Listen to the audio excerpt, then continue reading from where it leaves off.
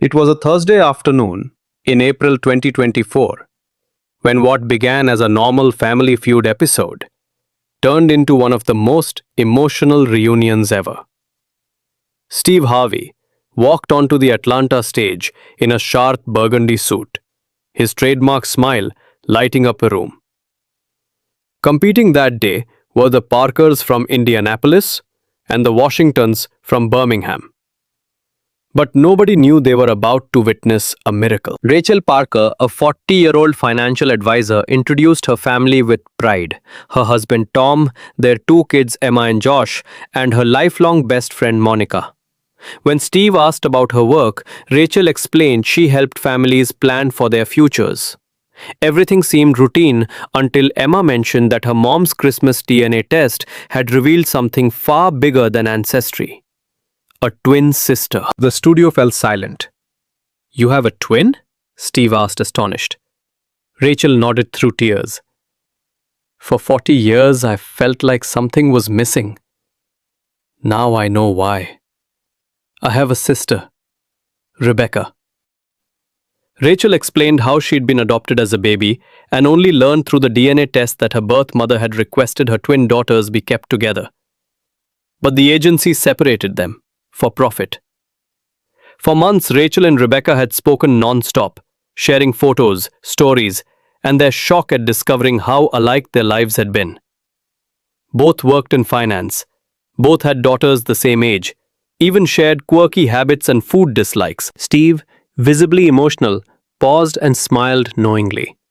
"Rachel, what if I told you that you don't have to wait until next week to meet her?" The audience gasped. "Rebecca, come on out here." The doors opened and a woman who could have been Rachel's mirror image walked out. In seconds, they ran into each other's arms, sobbing, laughing, and holding on like they'd never let go again. The entire studio stood clapping through tears. Rebecca told her side. Raised in Chicago, always sensing something missing, even dreaming of another version of herself she couldn't reach. When Emma's message came, she said, "I fell out of my chair."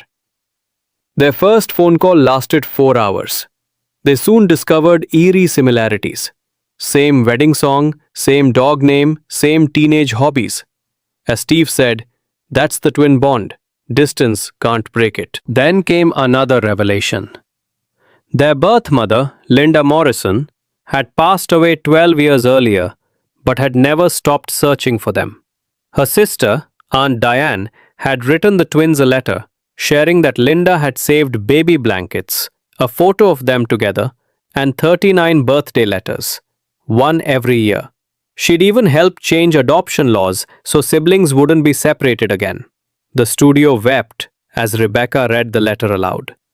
Steve promised the show would reunite them with Aunt Diane and launch a charity in Linda's name, the Linda Morrison Fund for Family Preservation, to help mothers keep their children. The sisters were overwhelmed. "She'd love that," Rebecca whispered. "Her pain is becoming someone else's hope." When Rebecca's daughter Lily joined them on stage, she hugged her new aunt and cousins. Within minutes, the teens were chatting like lifelong friends. "That's family," Steve said softly. "That's love." Rebecca confessed she was thinking of moving to Indianapolis. "I've lived my whole life missing something," she said. "Now I know what it was. It was this." Steve closed the show with tears in his eyes. Two sisters, separated for 40 years, found each other because a teenage girl gave her mom a Christmas gift. Their mother's love never died. It just waited to be found. And today, love won. As the families left the stage, the twins walked out hand in hand, already planning their future together. For the first time in their lives, both felt complete. Some days Family Feud is about funny answers. But that day, it was about something far greater. Family itself. Found. Forgiven. Forever. इसको मज़ेद short करके 4500 words का कर दो.